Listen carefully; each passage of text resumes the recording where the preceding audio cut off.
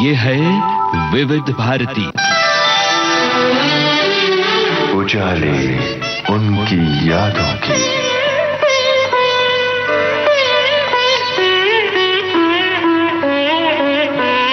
उजाले उनकी यादों की।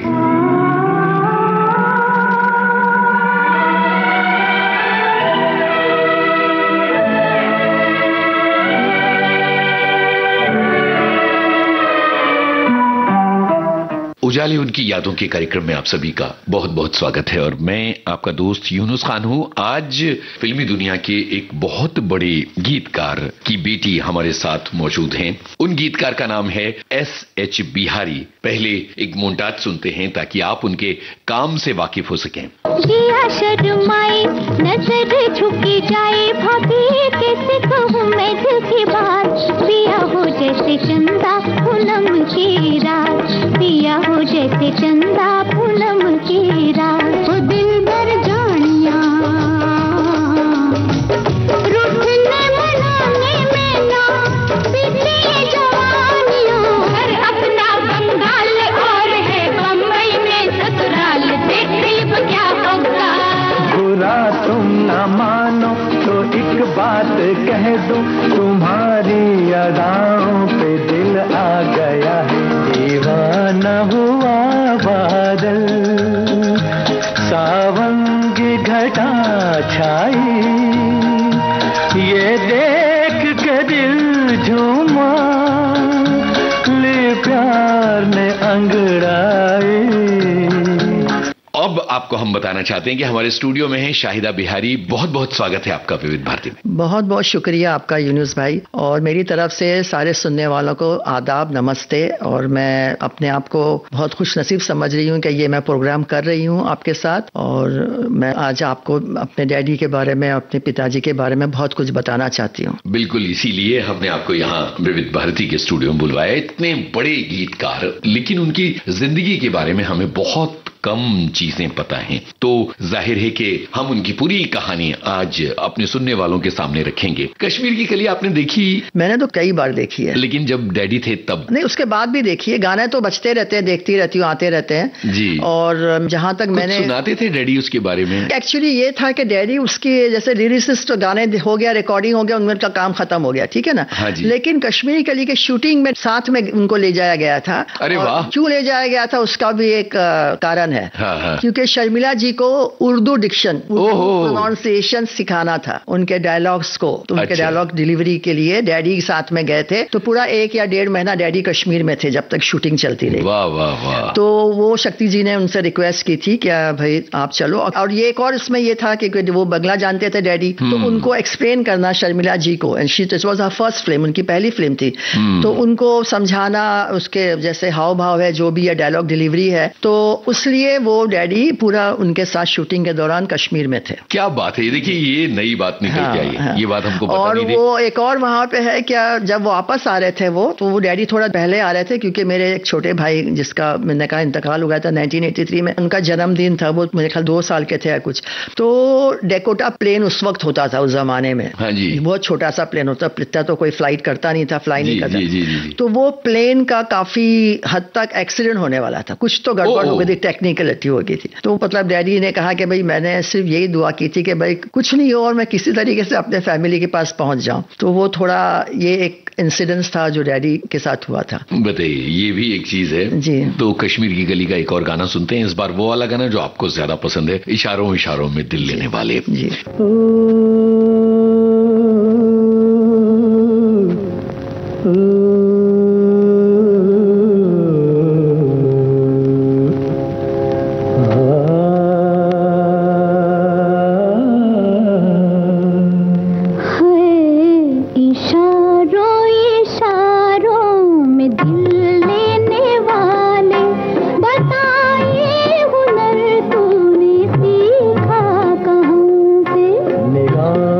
निगाहों में जादू चलाना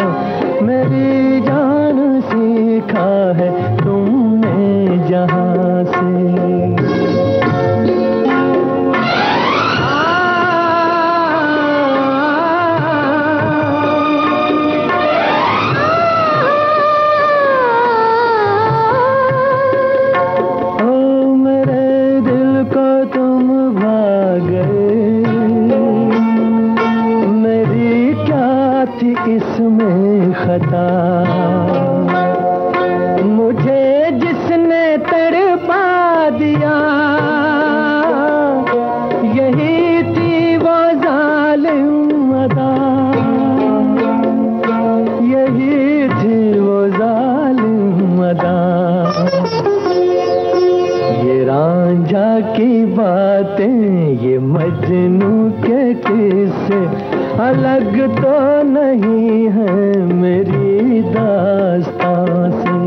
इशारों इशारों में दिल लेने वाले बताए हुनर तूने सीखा कहाँ से।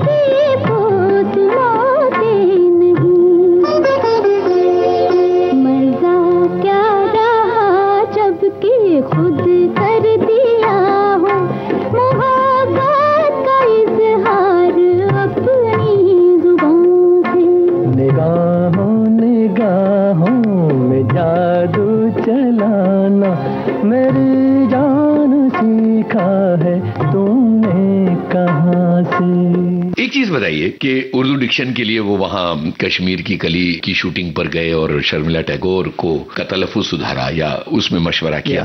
आपने बताया कि फिल्मों के लेखन से भी जुड़े रहे थे बिहारी। जी हाँ, बिल्कुल। जो इंस्पेक्टर थी डैडी, इंस्पेक्टर फिल्म का आपने जिक्र किया था, वो उसमें डैडी के स्टोरी स्क्रीन पे सारा कुछ डैडी का ही था, और बल्कि वो सारा मतलब पूरा प्रोडक्शन के लेवल से लेके उन्होंने पूरा जो नडियाड वाला जो है उनको करके दिया था। शक्ति जी को भी उन्होंने एक फिल्म उनकी उससे पहले मुझे पता नहीं कौन सी थी, फ्लॉप हो गई थी, वो वापस जा रहे थे। जी जी। मगर उन्होंने कहा नहीं रुको, ये फिल्म डायरेक्ट करो, और ये फिल्म काफी चल गई थी। गीता बाली, अशोक कुमार थे उसमें, और एक नई धारा फिर शुरू हो गई। जी हाँ, बिल्कुल, शक्ति जी के लिए जी। और उसके बाद फिर उन्होंने वो इसी का नाम दुनिया है भी, उसमें भी स्टोरी स्क्रीन पे था। एक बीच में एक और फिल्म थी, मुझे याद नहीं है। और फिर प्यार झुकता नहीं में भी डैडी का पूरा डायलॉग स्क्रीन प्ले था, स्टोरी। ये बहुत जरूरी बात है जिसको लोगों के सामने लाया जाए कि बिहारी साहब सिर्फ गीतकार नहीं थे, बल्कि वो पूरे फिल्म राइटर थे। बिल्कुल, अभी तक मेरे पास 4-5 स्टोरीज उनकी है। अच्छा, तो ये कमाल की बात है जिसका हाँ। जिक्र यहाँ बहुत जरूरी था। और अब 1966 की तरफ चलते हैं। यात्रा नैयर साहब के साथ साथ चली जा रही है। तो नैयर अंकल के आपने तो कश्मीरी कली का जिक्र हो गया। उसके बाद आई थी सावन की घटा जी,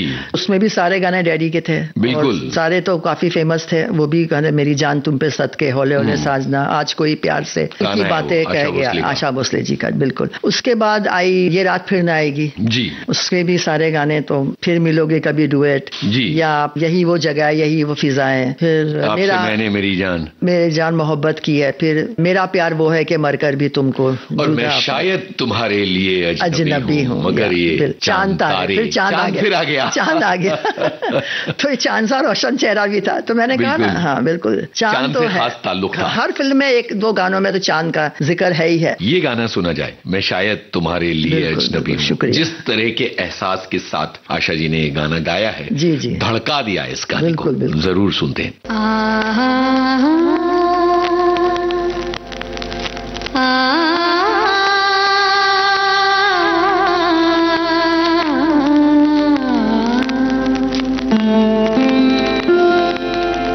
मैं शायद तुम्हारे लिए अजनबी हूँ।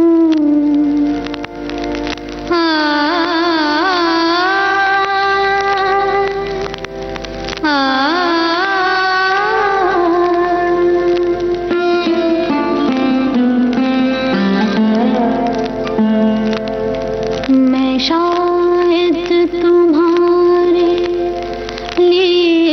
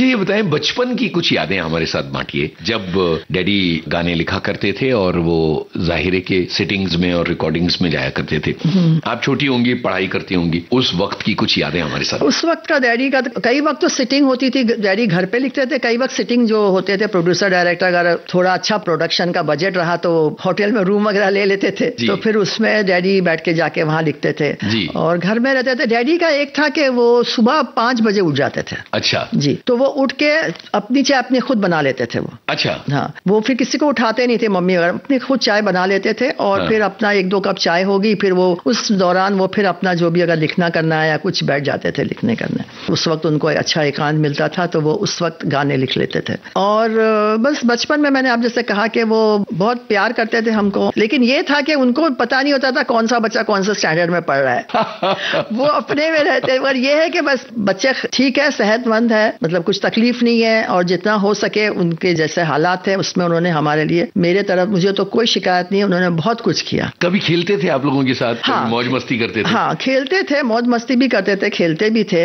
और उनको क्रिकेट का भी शौक था, पतंग उड़ाने का बहुत शौक। हाँ, डैडी पतंग बहुत अच्छी उड़ाते। पतंग तो क्या वो जुहू में जो आपका घर था? हाँ, वहां पे हम लोग टेरिस पे पतंग उड़ाते थे और डैडी को मांझा जो होता है, कौन सा मांझा कैसा है, क्या कनील बनाना या जो भी कहते थे, मतलब तो वो मांझा बनाना भी आता? नहीं, मांझा बनाना नहीं आता, लेकिन कौन से क्वालिटी का लेना है। अच्छा। और वो जो पतंग में जो मांझा बांधते हैं, कन्नी कैसे करना है, वो उनको पतंग उड़ाने का बहुत शौक था। आपने उड़ाई उनके साथ पतंग? नहीं, मैंने तो हाँ उड़ाई, मैंने वो क्या बोलते फिर चरखी पकड़ना? हाँ जी हाँ, वो पकड़ा है जी हाँ। चरखी आप पकड़ती थी? हाँ, और बिहारी साहब पतंग उड़ाते? जी जी जी। तो ऊंची चढ़ती थी पतंग? हाँ हाँ, बहुत ऊंची चढ़ती थी। अरे वो तो काफी लोगों की पतंग काटते थे। अच्छा। पतंग का सब हो रहे? हाँ हाँ हाँ, वाह वाह वाह, क्या बात है, ये एक नई चीज आई है। देखिए, एक गीतकार की या एक रचनाकार की जिंदगी के कितने सारे पहलू होते हैं और ये पहलू जो हैं ये उजागर हों तो हम उनको बेहतर तरीके से समझ सकते हैं। तो आपने इतनी प्यारी यादें बताई। खाने पीने का क्या शौक? हाँ, खाने पीने का उनको बहुत शौक था और वो काफी, मतलब उस जमाने में लोगों को पता था कि वो बिरयानी अच्छी बनाते थे और उनकी बिरयानी बहुत फेमस थी। वो खुद बनाया करते थे बिरयानी, खुद बनाते थे बिरयानी और बिरयानी खाने काफी मतलब आते थे इंडस्ट्री के लोग। मौसमी जी को उनकी बिरयानी बहुत पसंद थी। वो हमें आएगी घर पे आके खा के गई है, बाबू जो उनके हस्बैंड है, क्योंकि उनसे भी रिलेशन था। और मैंने आपको बताया शर्मिला जी को भी उन्होंने, और मौसमी जी को तो बाकायदा उन्होंने ट्यूशन दिया है उर्दू में। जी जी, हेमंत जी ने कहा था, हेमंत अंकल ने जी, जब वो अपनी शादी के बाद ही उन्होंने ज्वाइन किया था इंडस्ट्री, मौसमी जी ने, तो वो डैडी उनको जाके उर्दू बाकायदा से पढ़ाया करते थे। और वो ये उन्होंने जिक्र भी किया था मौसमी जी ने। जी जी, नैयर साहब आया करते थे? हाँ हाँ, नैयर साहब आया करते थे। आशा जी आती थी। जी जी जी, आशा जी भी आती थी। आशा जी के साथ भी मतलब काफी अच्छा रिलेशन रहा। और वो एक और वजह थी क्योंकि मम्मी को मराठी आती थी और आशा जी महाराष्ट्रियन, मम्मी भी महाराष्ट्रियन, तो दोनों में काफी मराठी में बोलचाल होती थी। अरे वाह वाह। अच्छा, हमने सुना है कि एक मराठी फिल्म के गाने भी लिखे हैं डैडी? हाँ। ये क्या माजरा है भाई? ये तो माजरा मुझे भी नहीं पता है क्योंकि मैंने आपको बताया नहीं अभी तक कि मैं शादी के बाद 1-2 साल के बाद नाइजीरिया चली गई थी। मेरे हस्बैंड वहां जॉब करते थे, मैं काफी साल तक नाइजीरिया में थी। तो बदकिस्मती से डैडी का इंतकाल भी हुआ, मेरे छोटे भाई का भी इंतकाल हुआ, मैं नहीं पहुंच पाई। तो एक मेरे लिए बहुत हमेशा अफसोस रहेगा। तो ये हाँ वो है, उसका तीमी नवेट्स पिक्चर का नाम है। हाँ, उसमें भी डैडी ने गाना लिखा है। अब मुझे यह नहीं पता कि वो हिंदी में लिखा था कि मराठी में, ख्याल से हिंदी में या मराठी में, आई डोंट नो। अच्छा अच्छा, लेकिन मुझे बस इतना पता है कि हाँ, मराठी इन्होंने, अच्छा ये का आपने कहा, लेकिन उन्होंने एक बंगला में भी गाना लिखा, ये मुझे अभी किसी ने बताया है। और वो फिल्म में उत्तम कुमार जी थे। ओहो। और उसका नाम फिल्म खेला घर। अच्छा अच्छा अच्छा। अब देखिए नई बातें निकल के आ रही हैं, तो जाहिर है कोलकाता में पढ़ना, और आई थिंक उसके सिंगर रफी साहब थे और उत्तम कुमार जी थे। खेला घर बंगला में भी उन्होंने एक गाना उनका हुआ था, हेमंत कुमार का म्यूजिक था। क्या बात है, क्या बात है। अच्छा, आपने बताया कि बिरयानी बहुत अच्छी बनाया करते थे, बड़ी मशहूर थी। आपको कितनी पसंद थी? आपने कभी उनसे फरमाइश की थी उनसे? जी हाँ, फरमाइश करते थे। एक तो बिरयानी उनको बहुत पसंद थी, दूसरा उनको आम बहुत पसंद है। ओहो हो, और बिहार के लोगों को अलग तरह के आम, और वो दशहरी आम। अच्छा। लंगड़ा, जो यहाँ पे किसी को पता नहीं होता था लंगड़ा क्या है। वो उस जमाने में भी लंगड़ा लोग नहीं खाते थे इतना, मगर डैडी को पता था क्योंकि वो आम बिहार का था लंगड़ा, तो वो डैडी को बहुत पसंद था। तो वो फ्रूट्स हमको बहुत खिलाते थे डैडी, कहते थे फ्रूट्स खाना चाहिए हमेशा। पपीता उनको बहुत पसंद था, जो मुझे भी बहुत पसंद है। अच्छा। मूली उनको बहुत पसंद थी। वाह। उनके खाने के साथ में हरी मिर्ची होना जरूरी थी। अच्छा, इतना तीखा पसंद करते थे? तीखा, ग्रेवी तीखा, सालन तीखा नहीं हो, लेकिन हरी मिर्च जरूर होना चाहिए। अच्छा अच्छा, हरी मिर्च उनको बहुत पसंद थी। और आप लोग फिल्म देखने जाया करते थे सब लोगों को लेकर? ये तो इसमें तो बहुत किस्से हैं फिल्म जाने के हम लोग, बताइए जरा। क्योंकि हम लोग मलाड में रहते थे पहले, डैडी मलाड में थे हम लोग, पुष्पा पार्क में। तो वहां से डैडी को था कि जो फिल्में जैसे इंग्लिश फिल्में जैसे माय फेयर लेडी है, साउंड ऑफ म्यूजिक है, तो ये जो फिल्में होती है फैमिली टाइप फिल्म है, तो वो डैडी चाहते थे कि हम देखें। अब हम सब जाते थे फिल्में देखने के लिए। उस वक्त वहां पे ना तो डैडी चाहते थे, चर्च गेट पे हमने फिल्म देख ली और बस हमको फिर ट्रेन में बिठा दिया हम सबको और कहा कि जाओ भाई उतर जाओ मलाड में, और 4-5 जो टिकट थी मम्मी के हाथ में पकड़ा दी। अब जब हम उतरे हम मलाड स्टेशन पे, मुझे अच्छा याद है, मैं बहुत छोटी थी लेकिन याद है मुझे थोड़ा, तो जब मैं मलाड स्टेशन पे उतरी तो टिकट चेकर ने पकड़ लिया, कहा टिकट बताइए। तो मम्मी ने टिकट बताई तो उन्होंने कहा था ये तो आपकी 2 एडल्ट है और 4 हाफ टिकट है। तो मम्मी ने कहा ये है ना, तो कहने लगा नहीं आपके साथ तो 5-6 बच्चे हैं, बाकी टिकट कहाँ है? तो मम्मी ने कहा मुझे नहीं पता भाई, इनके डैडी ने जो टिकट दे दी मेरे हाथ में वही है। तो कहने ऐसा नहीं होता है, आपको तो पैसा भरना पड़ेगा। बोली मेरे पास नहीं है पैसे, मैं क्यों भरूं पैसे। अब इसमें जो बातचीत हो रही थी उसमें से पीछे से एक, वहां उस वक्त जमाने में टांगे चला करते थे, तो स्टेशन से हम लोग घर तक टांगे में जाते थे,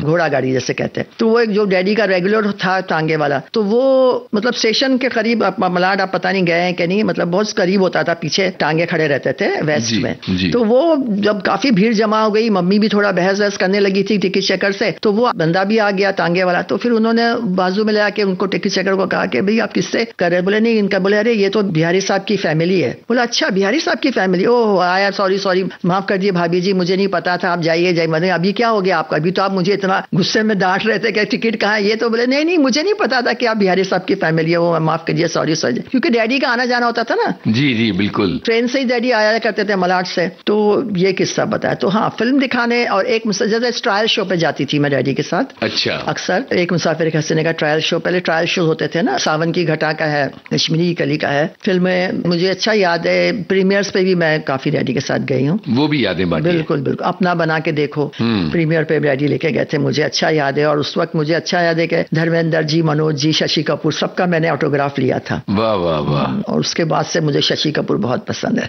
क्या बात है, जो अभी तक है। शशि जी मेरे हमेशा फैन थी मैं उनकी। अच्छा, और किन म्यूजिक डायरेक्टर से मिलना होता था?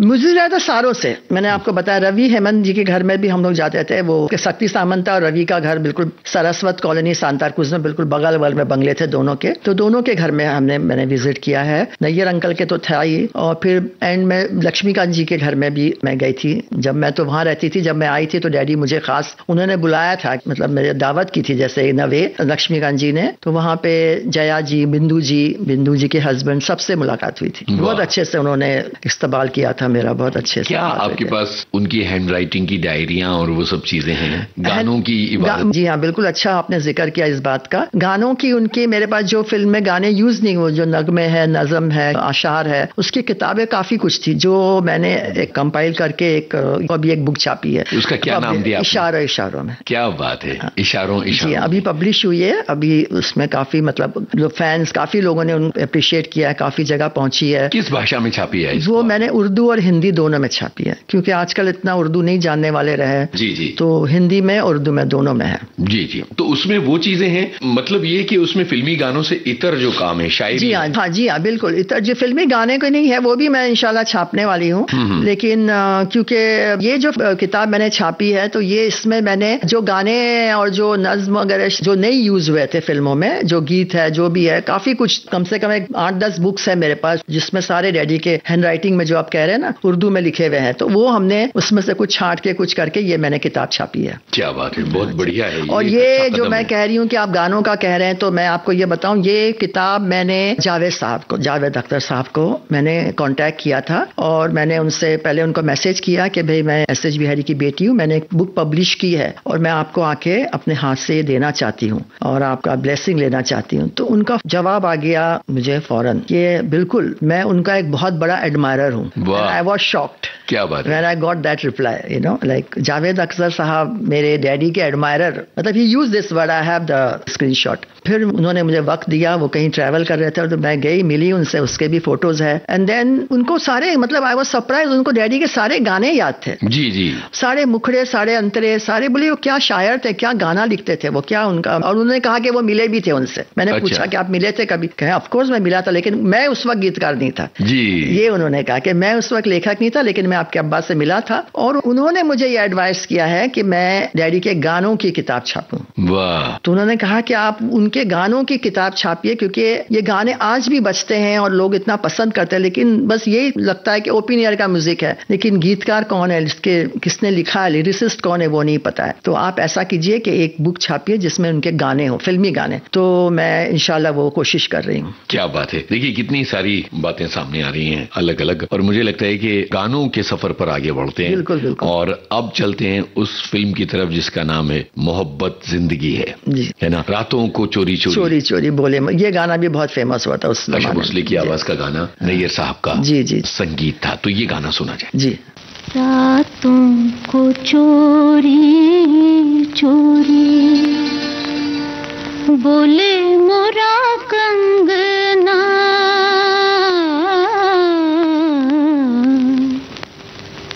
रातों को चोरी चोरी बोले मोरा कंगना, अब तेज बरखाई आएंगे सजना, रातों को चोरी चोरी बोले मोरा कंगना, अब तेज बरखाई आएंगे सजना, रातों को चोरी चोरी बोले मोरा कंगना।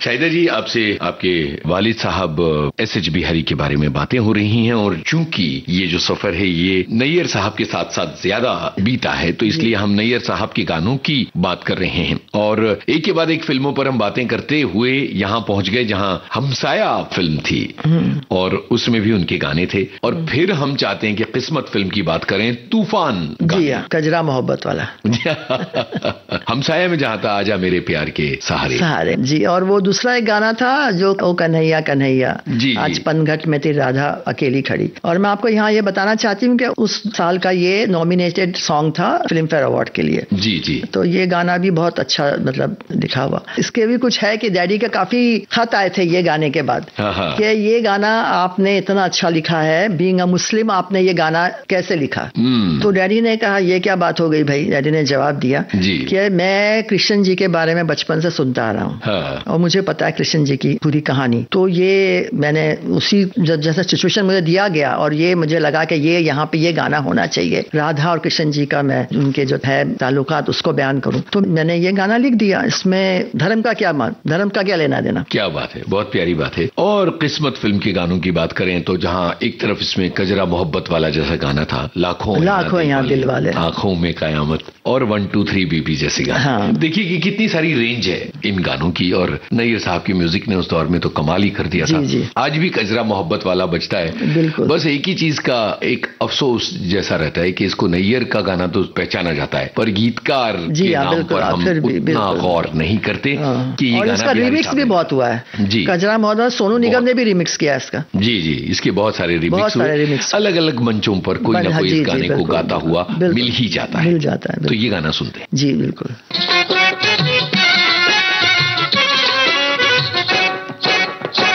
कजरा मोहब्बत वाला अखियों में ऐसा डाला, कजरे ने ले ली मेरी जान, हाय रे मैं तेरे कुर्बान। दुनिया है मेरे पीछे लेकिन मैं तेरे पीछे, अपना बना ले मेरी जान, हाय रे मैं तेरे कुर्बान। कजरा मोहब्बत वाला अखियों में ऐसा डाला, कजरे ने ले ली मेरी जान, हाय रे मैं तेरे कुर्बान।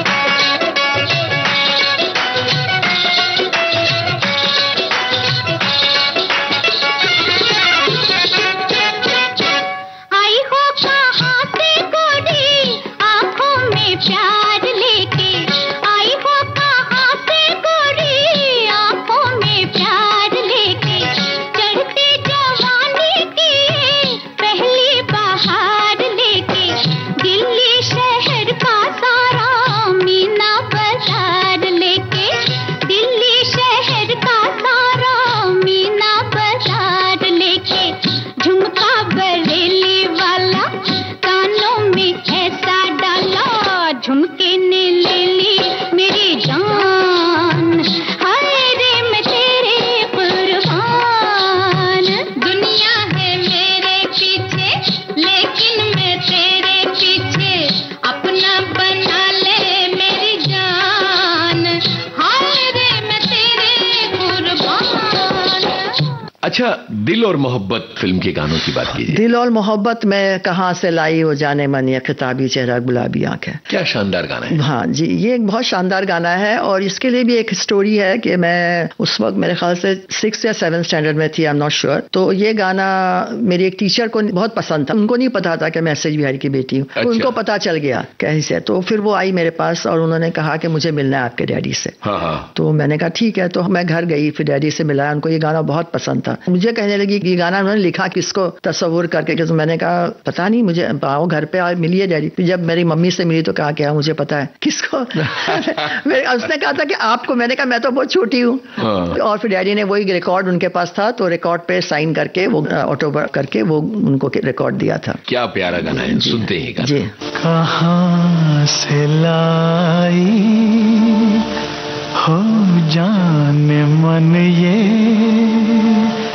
किताबी चेहरा गुलाबी आँखें,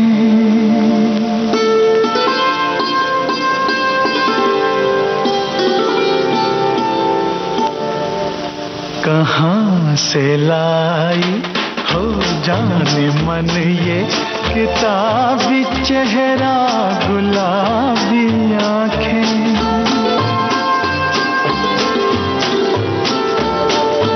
कभी भी जिनका नशा न उतरे यही तो है वो शराबी आँखें, कहाँ से लाई हो जाने मन ये किताबी चेहरा गुलाबी आँखें,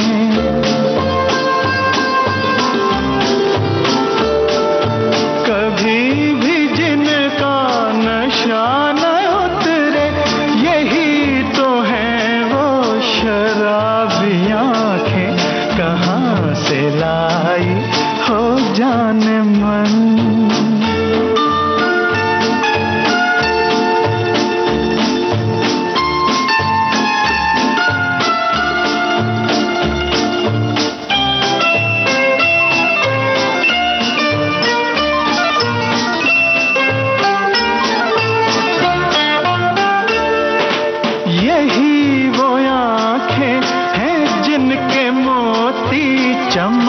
रहे हैं समंदरों में। यही वो चेहरा है पूजते हैं,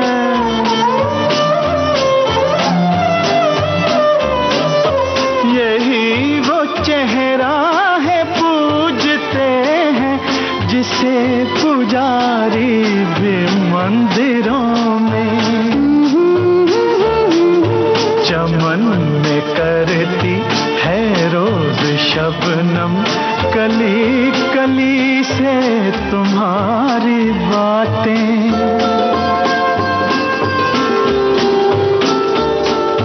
कभी भी जिनका नशा न उतरे, यही तो है वो शराबी आंखें, कहाँ से लाई हो जाने मन। बिहारी साहब के बारे में बातें करें और जाहिर है कि हमने नैयर साहब की बातें तो बहुत सारी की, एक और फिल्म की बात करनी है लेकिन वो थोड़ा रुक के करेंगे क्योंकि उससे पहले मुझे जाने अनजाने फिल्म की बात करनी है। ये वो गाने हैं जिनके बारे में कनेक्शन नहीं जोड़ा जाता बिहारी साहब से, और बहुत कमाल के गाने, खासतौर पर टाइटल सॉन्ग तो मुझे ज्यादा ही पसंद है। हाँ, ये एक्चुअली क्या हुआ था, ये I think it was around during 67-68 Shailendra ji का इंतकाल हो गया था उस वक्त, ठीक है ना। और शंकर जी से डैडी की कैसे मुलाकात हुई वो मुझे इतना पता नहीं है, लेकिन मुलाकात हुई थी। और ये जो गाने थे ना, जैसे आपको शायद पता होगा, जयकिशन जी के साथ हसरत जी लिखते थे, शंकर जी के साथ शैलेंद्र जी लिखते थे, तो ये एक एक गाने बचे हुए थे ये फिल्मों में। तो डैडी को मतलब जब हुआ तो डैडी लिखना, तो पहला गाना एक्चुअली था ना, वो था सपनों का सौदागर का, हेमा मालिनी की film, first film, Sharda ji ने गाया था, मार दूंगी चाकू कर एक गाना था, तो वो था। उसके बाद में फिर जितने गाने बचे हुए थे, जो मेरे ख्याल से 12-15 फिल्मों में डैडी ने लिखे, शंकर जी के साथ, और उसमें ये जाने अनजाने का छम छम बाजे रे पायल, या फिर पगला कहीं का में भी ऐ मेरे दिल यहाँ तू अकेला नहीं, शतरंज में है, तुम्हें मैं अगर साथी बना लूं बता दो मेरा साथ दोगे कहाँ तक, रिवाज में है, तुझ में हूं मैं मुझ में है तू, फिर भाई भाई भाई बहन सुनील दत्त के साथ, आशा पारेख, बिल्कुल बहुत से ऐसे, फिर जो एक एक दो गाने बचे थे वो शंकर जी ने डैडी से लिखवाए थे, और वो कहते भी थे कि मुझे आप में शैलेंद्र जी की झलक आती है। क्या बात है। और इत्तेफाक देखिए दोनों आरा जिले के, दोनों आरा के थे। और ये मैं इसमें मुझे बहुत अफसोस है, आगे भी डैडी शायद काफी काम करते थे शैलेंद्र के साथ, लेकिन कुछ ऐसी इंसिडेंट्स हुआ जो किसी अपने की वजह से ही मतलब उन्होंने डैडी का साथ छोड़ दिया। ओहो, तो ये एक मुझे बहुत अफसोस रहेगा कि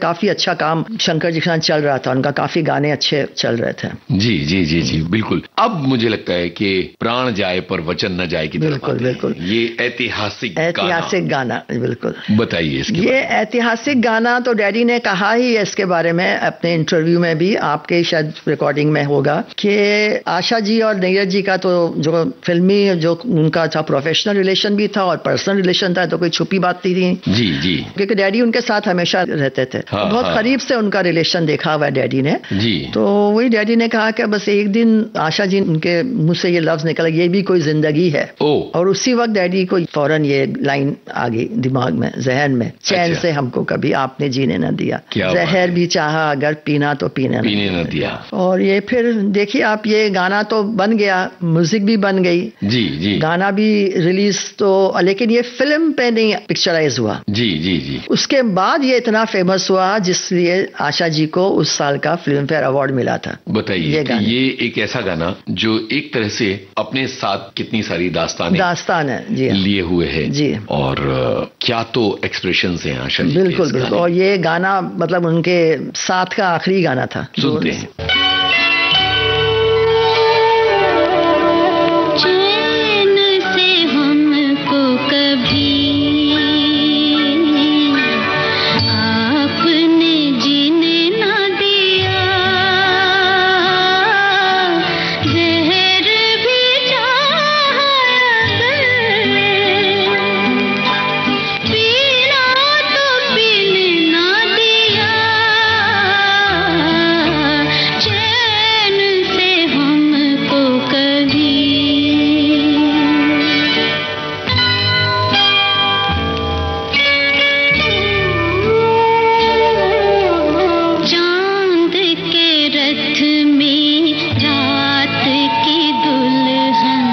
जब जब आए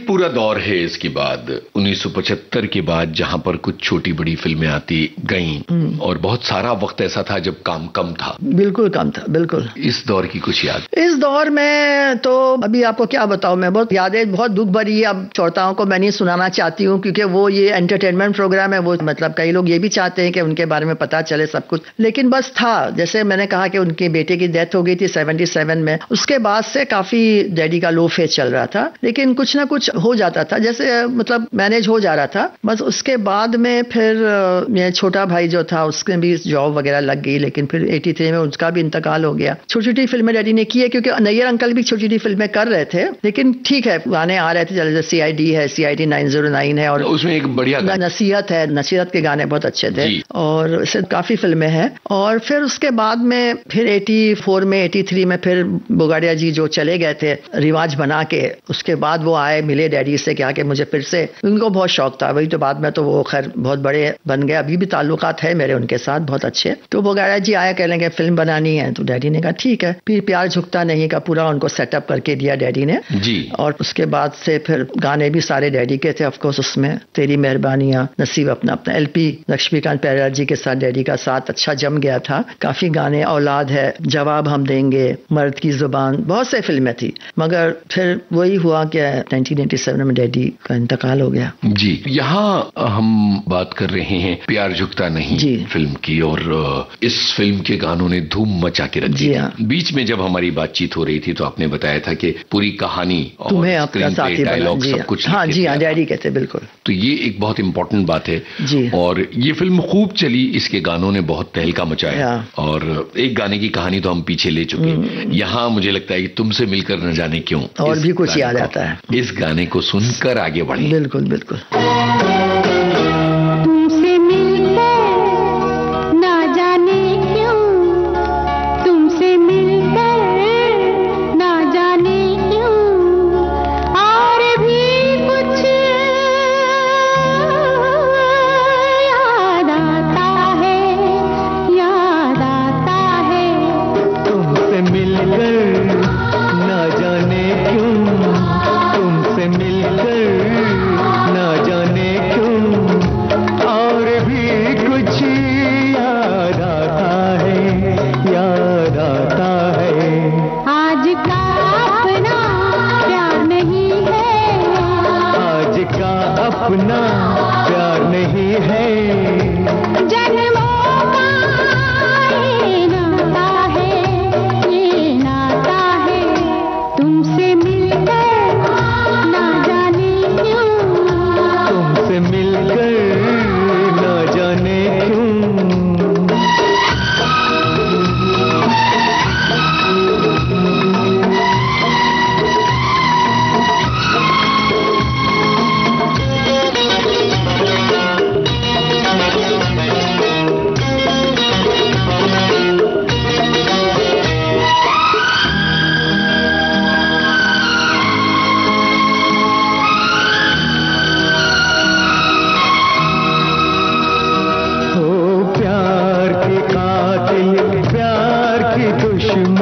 लाख बनी ये दुनिया दीवानी, हमने वफा की राह न छोड़ी, हमने तो अपनी हार न मानी। उस मोड़ से भी हम गुजरे हैं जिस मोड़ पे सब लुट जाता है, लुट जाता है। तुमसे मिलकर ना जाने क्यों, तुमसे मिलकर ना जाने क्यों, और भी कुछ याद आता है, याद आता है।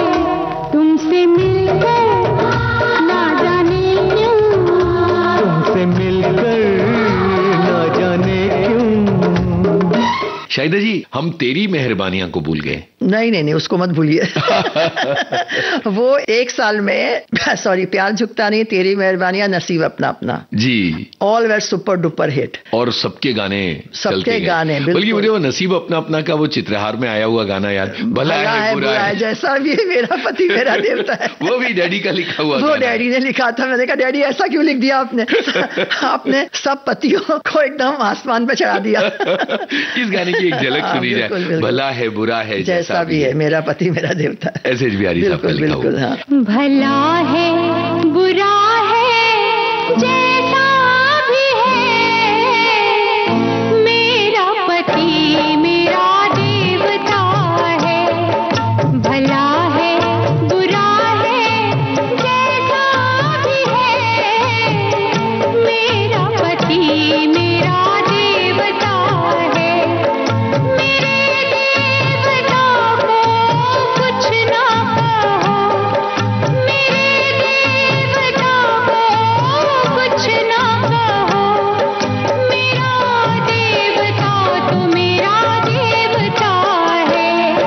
भला है बुरा है जैसा भी है, मेरा पति मेरा देवता है।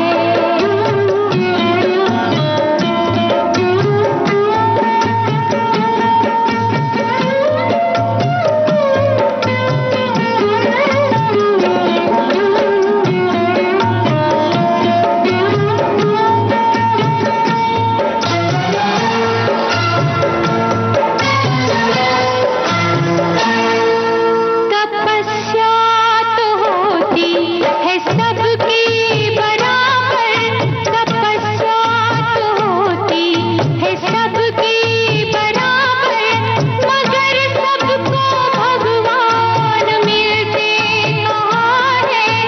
माली तो करता है रखवाली सबकी, सभी फूल दुनिया में खिलते कहाँ है, सभी फूल दुनिया में खिलते कहाँ है। क्या भेद है ये किसको पता है, मेरा पति मेरा देवता है। भला है बुरा है जैसा भी है, मेरा पति मेरा देवता है। अब जरा तेरी मेहरबानियां से जुड़ी यादें बताइए। मैंने जैसे आपको पहले अभी बताया था शायद कि मैं उस दौरान यहाँ रहती नहीं थी। जी जी, मैं रहती थी नाइजीरिया में, तो लेगोस कुछ में। सुनी सुनाई बातें होंगी आपके। हाँ, बस यही था। वो जैकी श्रॉफ के साथ भी डैडी का बहुत अच्छा बन गया। उसके बाद में मेरे ख्याल से 3 फिल्में उन्होंने बाद में डैडी के, मतलब जवाब हम देंगे में भी वो थे, मर्द जी। की जुबान में भी वो थे। जी। काफी उन्होंने साउथ की फिल्में भी डैडी ने की थी एलपी के साथ। हाँ हाँ हाँ, तो तेरी मेहरबानियां का तो बस वही है, बुगाड़े जी की मतलब फिल्में। और ये तो उसके बाद में मिडास टच उनको बोलने लगे थे, मतलब। हाँ हाँ, और तो काफी फिल्में उन्होंने बनाई, बहुत अच्छी चली फिल्में सारी। मगर बस डैडी का साथ उनके साथ ज्यादा देर तक नहीं था। किताब में भी उन्होंने लेख लिखा है डैडी के लिए, जो मैंने किताब से भी है। जी जी, तेरी मेहरबानियां का कौन सा गाना सुनेंगे? तेरी मेहरबानियां का तो तेरी मेहरबानियां तो चलते, वो दिल बेकरार था दिल बेकरार है। ये सुनते हैं। जी हाँ।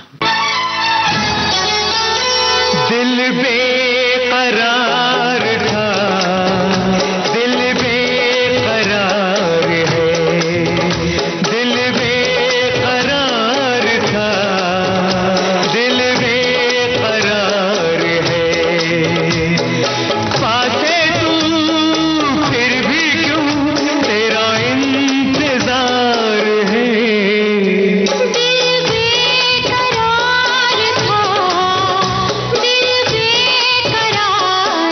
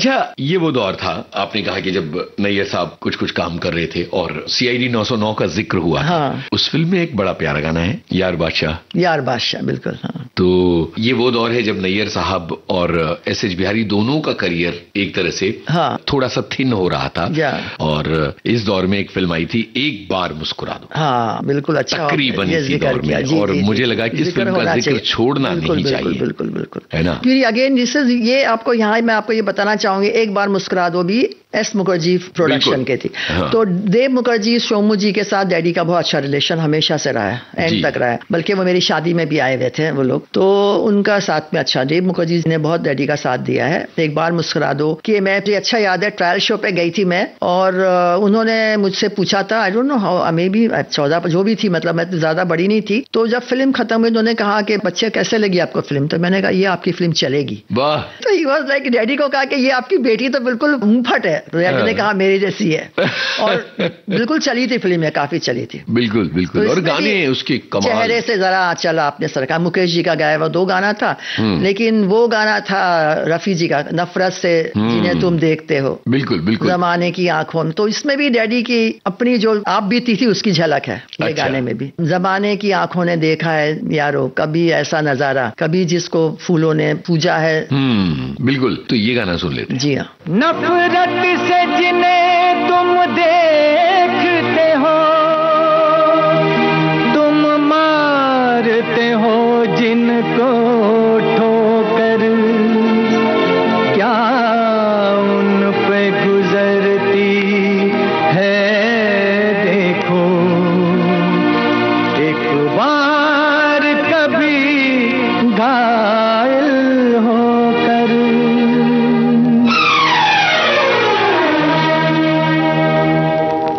जमाने की आंखों ने देखा है यारो, जमाने की आंखों ने देखा है यारो, सदा अपनी दुनिया में ऐसा नजारा, कभी उनको फूलों से पूजा है सबने, कभी उनको फूलों से पूजा है सबने, कभी जिनको लोगों ने पत्थर से मारा, जमाने की आंखों ने देखा है यारों।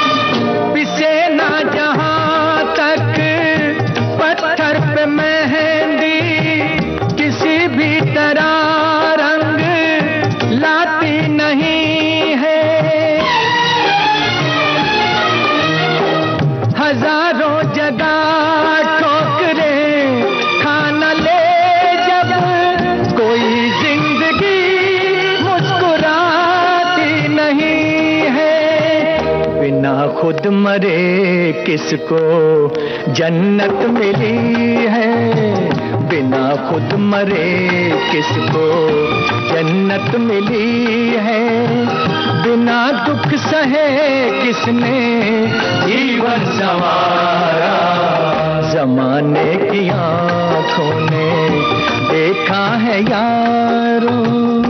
शाहिदा जी, इतनी सारी बातें हो रही हैं और बिहारी साहब के गानों की जो लिस्ट है वो एक बड़ी मुकम्मल लिस्ट है, और उसमें कई ऐसे गाने हैं जिन पर लोगों का ध्यान नहीं जाता है, जबकि वो गाने बड़े बेमिसाल हैं। जी हाँ। जैसे कि बहारें फिर भी आएंगी फिल्म का गाना, वो हंस के मिले हमसे हम प्यार समझ बैठे। अब जरा सोचिए कि ये एक्सप्रेशन कितना कमाल का है, वो हंस के मिले हमसे। बहारें फिर भी आएंगी के गाने कैफी आजमी ने लिखे थे कुछ? नहीं, उनका एक ही गाना था कैफी आजमी, बदल जाए अगर करमाली, है ना, और उसके अलावा बाकी बहुत से अलग अलग थे। हाँ, और हाँ। उनमें एस.एच. बिहारी शामिल हुए। एक्चुअली उसमें भी ऐसा हुआ कि शायद डैडी के गाने ज्यादा होते थे उस फिल्म में अगर गुरुदत्त जी जिंदा रहते थे तो। जी हाँ, क्योंकि वो फिर आत्माराम जी ने, जी हाँ, क्योंकि ये भी एक है कि डैडी जिस दिन गुरुदत्त जी की जो लास्ट नाइट थी आखिरी, तो हम लोग मलाड में रहते थे जी, तो वो छोड़ते नहीं थे। डैडी आते थे कभी 2 बजे कभी 3 बजे, लास्ट ट्रेन पकड़ के चल रहे 1:30 बजे 2, कभी विरार पहुंच जाते थे।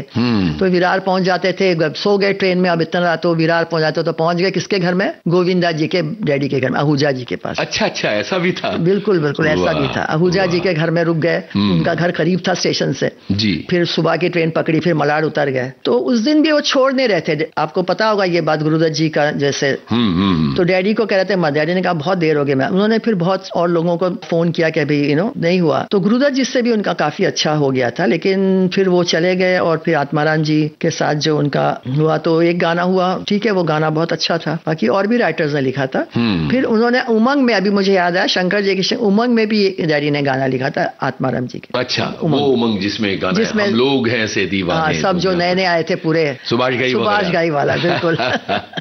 क्या बात है, एक पूरा दौर मुश्किल भरा और उसके बाद कामयाबी अपनी शक्ल दिखा रही है, और जब तक कामयाबी दिखाते गायब हो गई कामयाबी, और फिर जिंदगी ने साथ छोड़ दिया। बिल्कुल बिल्कुल। अफसोस है इस बात का कि मुझे वो चमक रहे थे। बहुत ज्यादा अफसोस है, बहुत ज्यादा अफसोस है, और यही अफसोस जो है मेरे दिल में, और बस यही वजह है कि मैंने ये कदम उठाया है। और मैं चाहती हूँ, क्या भले सारे लोग ने, दुनिया सारी ने, लेकिन जितना हो सकेगा मुझसे मैं चाहती हूँ कि डैडी की जो किताबें लोगों तक पहुंचे, और डैडी का जो नाम है, वो शोहरत जो डैडी को उस वक्त मिली थी, काफी मिली है, ऐसी बात नहीं है, तो अब थोड़ा रिवाइव हो जाए, और लोग उनको, जो आजकल के जो है लोग, वो शायद उनको और जानने लगे डैडी को। तो बस इसी वजह से जहन में आया कि मैं ये किताब पब्लिश करूं।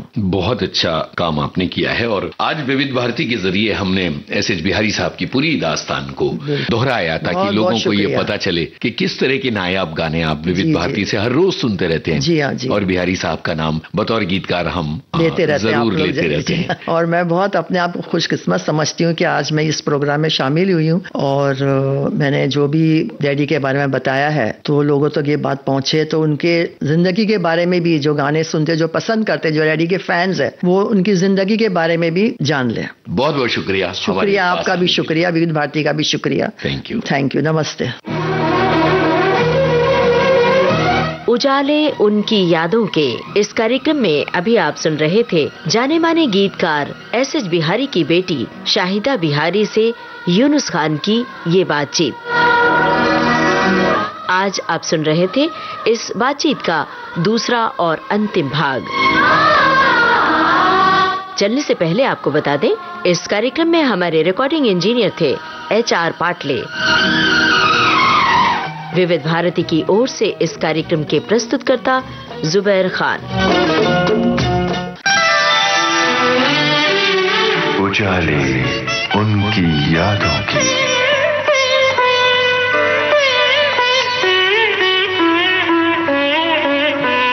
उजाले उनकी यादों की।